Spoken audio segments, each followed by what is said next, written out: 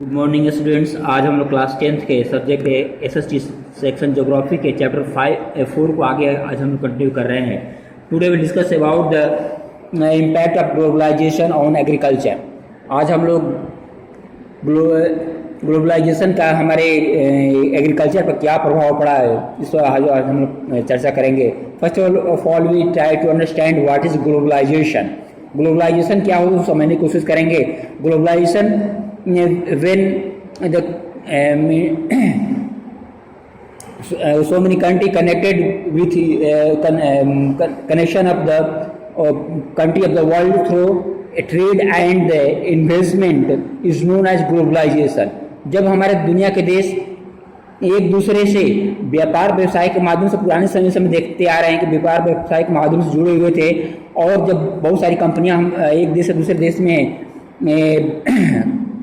निवेश कर यानी कारखाने लगाने लगी, ये बहुत सारे पैसे निवेश करने लगी थी, उसको ग्लोबलाइजेशन कहा गया। तो ग्लोबलाइजेशन में हम देखते हैं ये पुराने समय से जब कॉलोनियल सिस्टम हमारे देश में अंग्रेज जब यहाँ पर आए, they in 19th century European traders come in India at a time and Indian spice was exported to different country of the world. जब भारत में अंग्रेज हमारे देश में आए तो हमारे देश में मसाले का स्पाइसेस का दुनिया के अन्य देशों में व्यापार होता था, तो इन्होंने भी व्यापार करना शुरू कर दिया और दुनिया के अन्य देशों के साथ हमारा संबंध बहुत पुराने समय से चला आ रहा था। During the British period cotton belt of the Indian started by the British. Ultimately cotton was exported to Britain as a raw material for the textile industry. और दूसरा हम देखते हैं अंग्रेज जब हमारे देश में आए थे, खास करके यहाँ से कॉटन का व्यापार करना शुरू कर दिया, और यहाँ पे इंडस्ट्रियलाइजेशन हमारे खास करके इंग्लैंड में हो गया था, तो वहाँ कारखानों के लिए खास करके मैनचेस्टर और लिवरपूल में जो कारखाने थे उनको रॉ मटेरियल कॉटन के रूप में चाहिए था, तो भारत से कॉटन अंग्रेज यहाँ पर भेजना शुरू कर दिए। ये यहाँ का गुड क्वालिटी कॉटन होता था और वहाँ से तैयार माल हमारे देश में आता था। We have read about the Champaran movement which started in 1917 in Bihar. Champaran movement के बारे में हमने पढ़ चुके हैं। 1917 में बिहार में हुआ था। खास करके इंग्लैंड में कपड़ों रखने के लिए नील की जरूरत पड़ती थी, तो चंपारण में से खेती होती थी। तो उससे क्या होता था, किसान लोग अपने जरूरत के आधार पर food grains they were unable to grow food grains to sustain their family. तो किसान जो भी थे, हम देखते हैं कि अपने परिवार के भरण पोषण के लिए अनाज नहीं उपजा पाते थे। तो इस तरह ये कमियां हमें देखने को मिलती है ग्लोबलाइजेशन का। Under the globalization particularly after 1990 the farmers in India have exposed a new challenge। तो ग्लोबलाइजेशन का प्रभाव हमारे 1990 के बाद हम देखते हैं भारतीय किसानों को बहुत ज़्यादा बुरा प्रभाव पड़ा। इस तरह देखते हैं कि बहुत सारे हमारे देश में चावल गेहूँ हो गया, कॉटन हो गया, रबर, टी, कॉफ़ी, जूट की मसाले की बहुत ज़्यादा असर पैमाने पर खेती होती थी।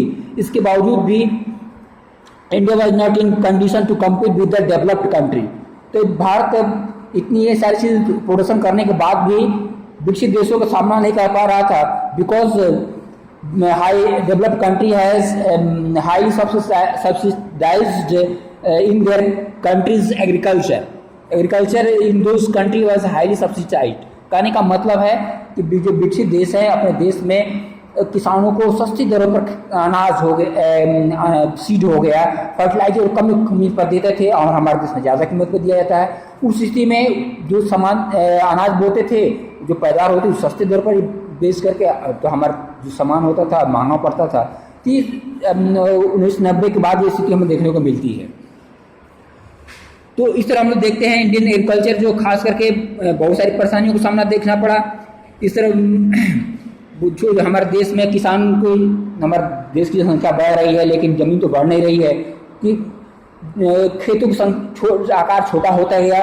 किसान जो अनाज बोते थे उसमें ज़्यादा पैदावार नहीं हो पाती थी, उसमें बहुत सारे अनाज बाद में ग्रीन रेवोल्यूशन हुआ 1960 में, तो ग्रीन रेवोल्यूशन के कारण इसमें बहुत सारा अनाज की पैदावार बढ़ी, लेकिन कुछ क्षेत्रों में ही बढ़ी, उसे अन्य क्षेत्रों से लाभ नहीं पहुंचा। इसी कारण बहुत सारे उसमें ग्रीन रेवोल्यूशन के कारण उसमें फर्टिलाइजर भी उपयोग किया जाता था, हाई यील्डिंग वैरायटी सीड्स का उपयोग किया जाता था। उससे क्या हो, जमीन की फर्टिलाइजर उपजाऊ क्षमता भी कम होती गई।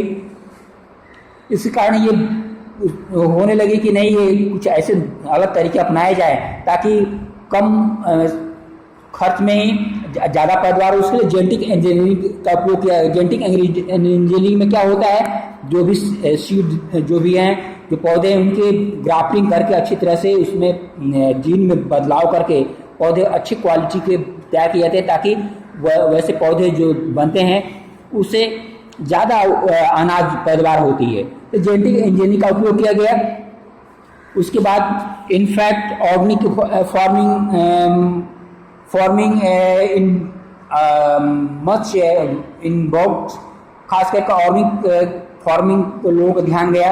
ऑर्गेनिक फार्मिंग में क्या होता है, उसमें फर्टिलाइजर के रूप में केमिकल फर्टिलाइजर का उपयोग नहीं किया जाता है, नेचुरल फर्टिलाइजर का उपयोग किया जाता है। उससे खेती की उर्वरक क्षमता भी बढ़ जाती है और हमारे इन्वायरमेंट को भी नुकसान नहीं पहुंचता है। लेकिन हमारी पॉपुलेशन बढ़ते जा रही है।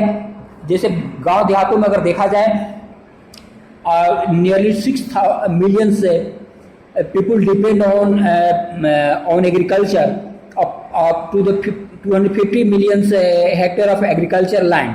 तो देखते हैं गांव देहातों में 600 मिलियन लोग जो हैं, 250 मिलियन हेक्टेयर जमीन जो है उस पर लोग निर्भर हैं। अगर उसका हम एवरेज निकालें तो एक व्यक्ति पर आधा हेक्टेयर से भी कम जमीन पड़ती है। सोचिए, तो जमीन की आकार छोटा होता गया, उपजाऊ क्षमता कम होती गई, इससे लोगों पर जीविका भी बहुत सारा संकट हमें देखने को मिलता है। लोगों को अच्छी तरह से खाने पीने की परेशानियां शुरू हो गई।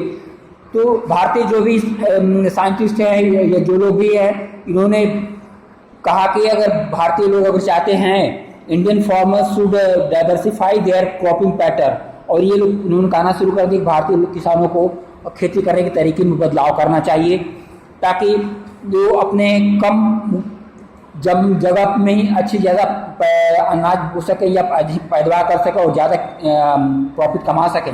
उसके लिए उन्हें सुझाव दिया गया कि वो किसानों को अनाज बोने के बदले fruit, medicinal herb, flowers, vegetable, biodiesel का जोजोबा की खेती करनी चाहिए।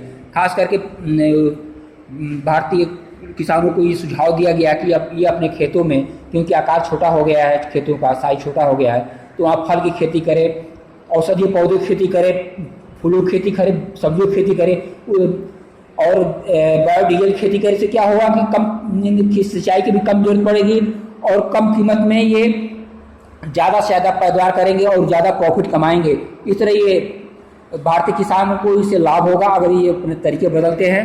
तो आज के संदर्भ में ये बदलाव करना जरूरी है, ताकि भारतीय किसानों को ज़्यादा से लाभ हो सके। In next video we have discuss next topic.